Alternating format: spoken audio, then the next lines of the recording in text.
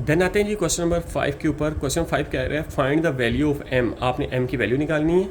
The root of equation, equation क्या है, x square minus 7x plus 3m minus 5 equal to 0। Satisfy the relation, आगे relation दी है। मैंने क्वेश्चन को सेकंड हाफ में फिर दोबारा पढ़ूंगा, अभी फिलहाल मैंने क्या किया बेटा, इक्वेशन लिखी।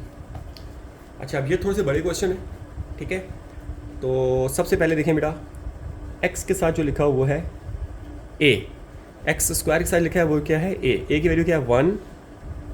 लेकिन इसके साथ वाला क्या है बेटा 1, ये a आ गया आपके पास, ये आपके पास b आ गया, यानी ये आपका a, ये आपका b और ये पूरा का पूरा आपका c। तो सबसे पहले तो ये आप मेंशन कर लें। अब आ जाए ज़रा फार्मूले के ऊपर बेटा, सम ऑफ रूट क्या निकला, अल्फ़ा प्लस बीटा क्या निकला हमारे पास माइनस b अपॉन a, यानी कि 7 आ गया, ठीक है। इस पर बॉक्स बना लिया।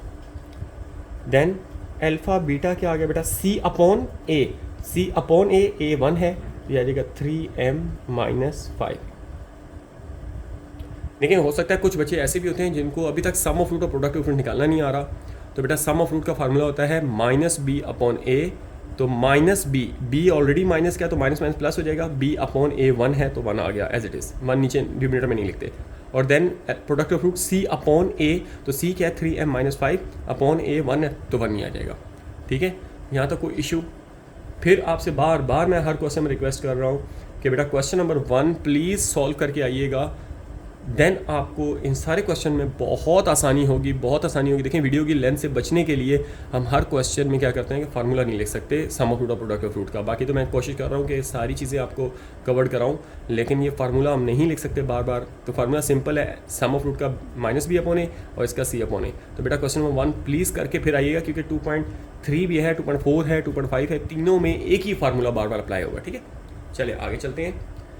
अब इन क्वेश्चन में जिसमें रिलेशन दिया हुआ है, जब रिलेशन दिया होता है तो यहाँ से आप कोशिश करें कि अल्फ़ा की वैल्यू भी निकाल लें। कैसे, अल्फ़ा इज इक्वल टू, बेटा बीटा वहाँ चला गया 7 माइनस बीटा, इसको चाहो तो इक्वेशन नंबर 1 का नाम दे दो, ठीक है।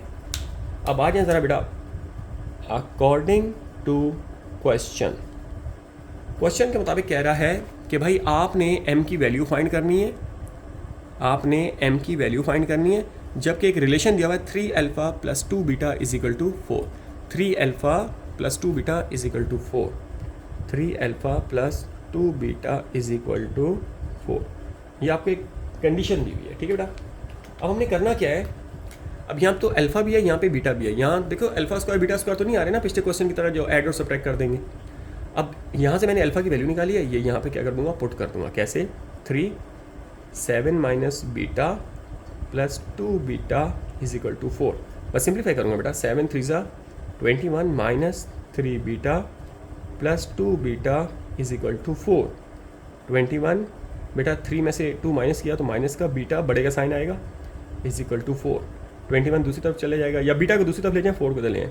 21 माइनस 4 इक्वल टू बीटा, तो बीटा की वैल्यू आ गई कितना बेटा 17, ये आ गया हमारे पास बीटा की वैल्यू।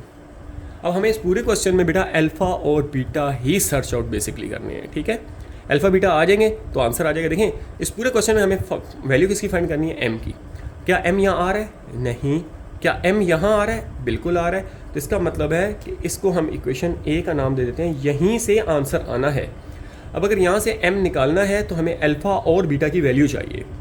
तो अल्फ़ा और बीटा की वैल्यू कैसे निकाली बेटा, देखो बीटा आ गया ना, अब बीटा को वापसी इक्वेशन नंबर 1 में पुट करूँगा तो क्या निकल आएगा, अल्फ़ा, ठीक है बेटा।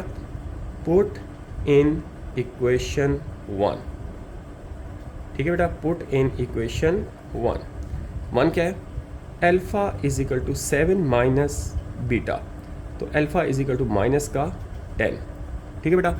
अब हमारे पास अल्फ़ा भी आ चुका है, अब हमारे पास बीटा भी आ चुका है। भाई अल्फ़ा और बीटा क्यों फाइंड आउट किए हैं, क्योंकि हमें इस क्वेश्चन में m निकालना था, तो m तो इक्वेशन a में आ रहा है। अब इक्वेशन a के अंदर अल्फ़ा और बीटा दोनों आ रहे हैं, तो इसलिए दैट्स द रीज़न वाई बेटा कि मुझे अल्फ़ा और बीटा दोनों की वैल्यू निकालनी पड़ी, सही है।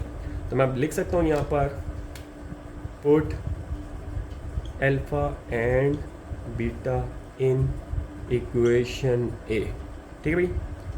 अब इक्वेशन a क्या है जी, इक्वेशन a इम्प्लाइज दैट, ठीक है, लिख के दिखा देते हैं। Alpha beta is equal to 3m minus 5, ये इक्वेशन a हमारे पास। अल्फ़ा की वैल्यू बेटा -10, बीटा की वैल्यू हमारे पास 17 is equal to 3m minus 5। तो बेटा 10 7 से माइनस का 170, 5 इधर आके प्लस हो जाएगा, इज इक्वल टू बेटा 3m। तो 70 माइनस 5 165, लेकिन कौन सा माइनस का, इज इक्वल टू बेटा 3m, 3 जाके डिवाइड हो गया, minus 165 divide by 3 which is equal to m। ठीक है। अच्छा अब देखें भी 3 के टेबल से कट डाउन हो रहा है, 3 5 ज़ा 15 1, और जी बिल्कुल कट डाउन हो रहा है, 3 5 ज़ा 15, ठीक है, 1 आ गया, और 3 5 ज़ा 50। तो ये m की वैल्यू आपके पास आ गई माइनस का 55। क्वेश्चन समझ आया बेटा आपको? बिल्कुल अगले दोनों क्वेश्चन बिल्कुल सेम इसी पैटर्न पे हैं, सिर्फ और सिर्फ ये रिलेशन में फ़र्क आ रहा होगा कि रिलेशन क्या है। ठीक है, तो मिटा दूँ मैं ये क्वेश्चन?